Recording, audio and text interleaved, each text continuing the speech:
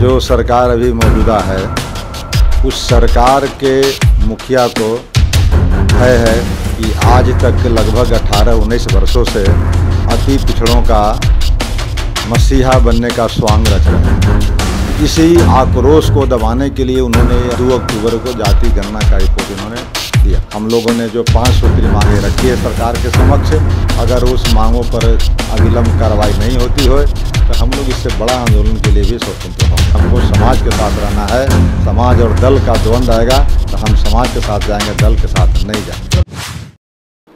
2024 नज़दीक है, लेकिन उसके ठीक पहले इंडिया की बात कर ले या एनडीए की बात कर ले, दोनों तरफ से खूब बयानबाजी हो रहा है। वही आपको बताते चले कि 2 अक्टूबर को गांधी जयंती के दिन बिहार में जो जाति गणना कराई गई, जाति आधारित गणना कराई गई, सर्वे कराया गया, जो भी कहिए वो रिलीज कर दिया गया। गांधी जयंती के अंदर एक तरीके से कहे बिहार वासियों को बिहार सरकार ने बड़ी उपलब्धि कह रही कि हमने बड़ी उपलब्धि बिहार वासियों को दे दी। लेकिन 2 अक्टूबर से ही कर्पूरी ग्राम से अति पिछड़ा आरक्षण बचाओ संघर्ष मोर्चा की तरफ से अति पिछड़ा में जो जातियों को शामिल किया गया है, यानी 3 जातियों को शामिल करने से इस तरीके से विवाद उत्पन्न हो गया है। हमारे साथ उसके नेता है, अति पिछड़ा के नेता है रामबली सिंह है, जो आरजेडी के एमएलसी भी है। सरकार में रहते हुए भी अब पूरी तरीके से मैदान में आ गए हैं कि जिस तरीके से 3 जातियों की वजह से जो और तबके के लोग हैं, यानी अति पिछड़ा की आबादी तो इतनी है, लेकिन जो प्रभाव है अति पिछड़ा में, जिसका प्रभाव है, बोलबाला चल रहा है,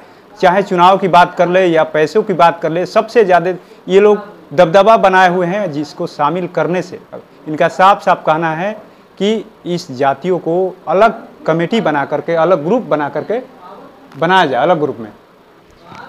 देखिए, हम लोग का यह यात्रा जो है प्रस्तावित था कि 2 अक्टूबर यानी गांधी जयंती के अवसर पर कर्पूरी ग्राम, जो जननायक कर्पूरी ठाकुर की जन्मस्थली है, वहाँ से यात्रा का प्रारंभ करेंगे, पद यात्रा का।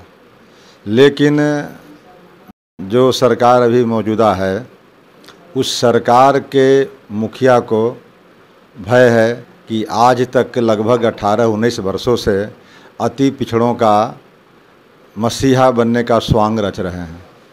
तो अति पिछड़ों के अगर मसीहा होते तो फिर 2015 में जो उन्होंने कार्रवाई की, आज से 7 साल 8 साल पहले, उससे पूरा अति पिछड़ा वर्ग के लोग मर्माहत हैं और बिल्कुल आक्रोशित हैं।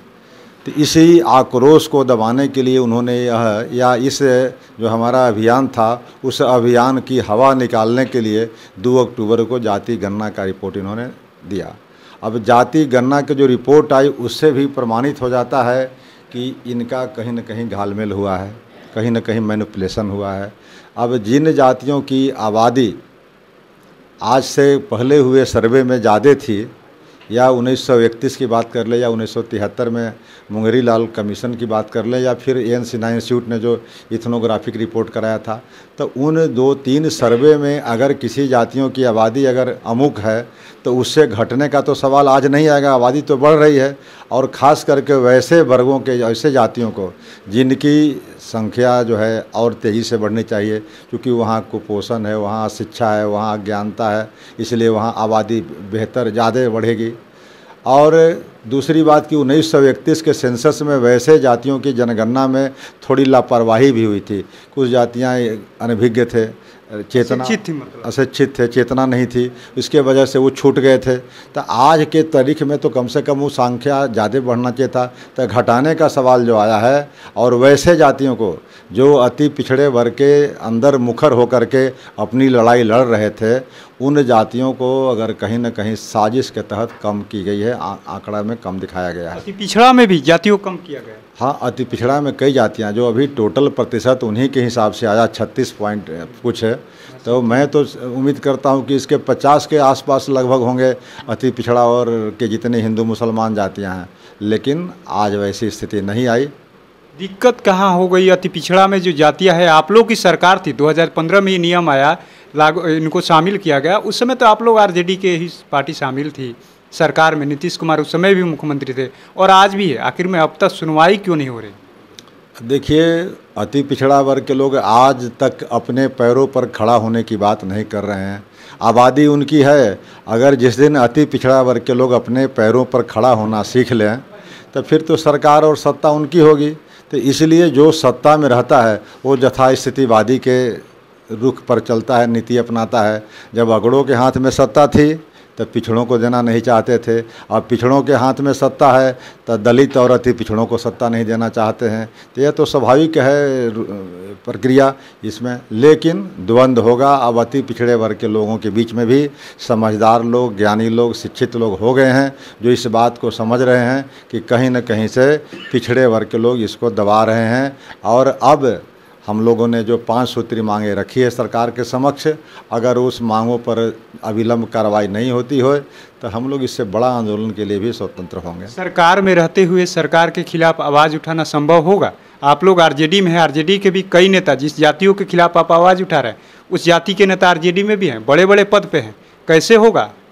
देखिए, नेता पे मैं बात नहीं कर रहा हूँ, मैं कह रहा हूँ कि अगर किसी भी दल की नीतियां देखिए तो सही होती है, लेकिन नियत या क्रियान्वयन उसका सही नहीं होता है। तो दल ने अगर मुझे बनाया, मैं जिस दल की बात आप कर रहे थे या जिस नेता की, तो मुझे बनाया था सिर्फ मेरा व्यक्तिगत विकास के लिए या मेरे जिस समाज से मैं आता हूँ समाज के विकास के लिए, यह तय करना होगा। अगर मैं अपने व्यक्तिगत विकास के लिए बना हूँ तब मैं नेता नहीं हो सकता। और जिस समाज के रिप्रेजेंटेशन के रूप में मुझे अगर प्रतिनिधि बनाया गया है तो उस समाज के साथ हो रहे अन्याय के साथ मुझे खड़ा होना चाहिए।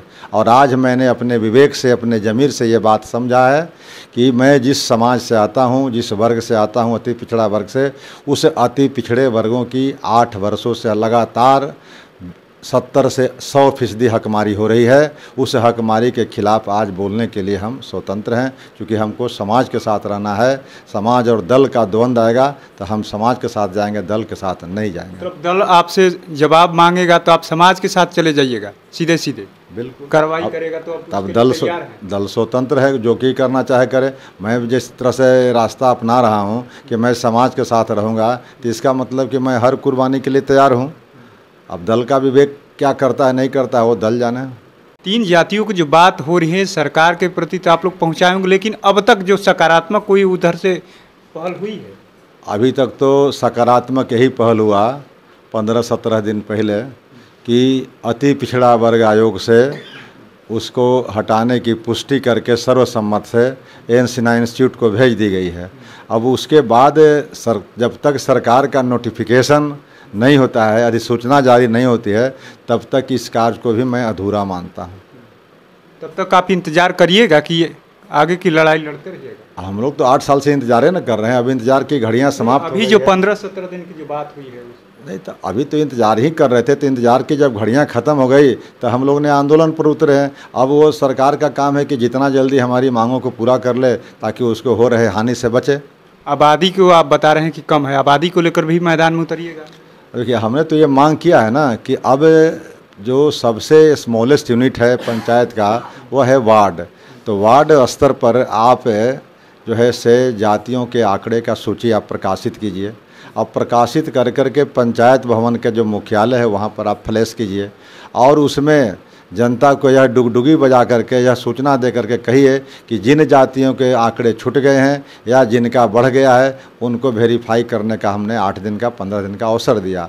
और उसके बाद फिर वह अवसर जब समाप्त हो जाता है तो सरकार उस आंकड़ों को फिर फाइनल लिस्ट छपवावे और फाइनल लिस्ट छपा देगा तो फिर दूध का दूध और पानी का पानी हो जाएगा। और सरकार अगर ऐसा नहीं करती है तो इसका मतलब कि सरकार के नियत में कहीं ना कहीं खोट है।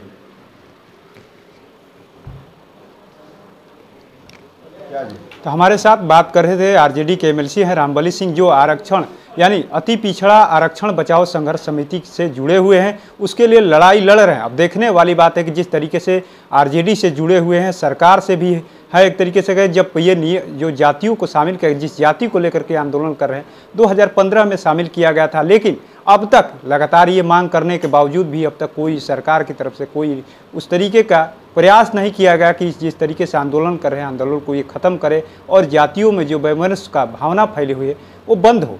लेकिन अब आने वाले समय में क्या कुछ देखने को मिलता है, लेकिन इतना तो तय है, रामबली सिंह जो आरजेडी के एमएलसी साफ साफ कह रहे कि हम दल से नहीं है, समाज से हैं। समाज के हक के लिए हम दल को भी, यानी दल जो करे करना है करिए, लेकिन हम स्वतंत्र हैं, समाज के लिए आगे भी लड़ाई लड़ते रहेंगे। तो ऐसे ही तमाम अपडेट से जुड़े रहने के लिए इनसाइडर लाइव देखते रहें।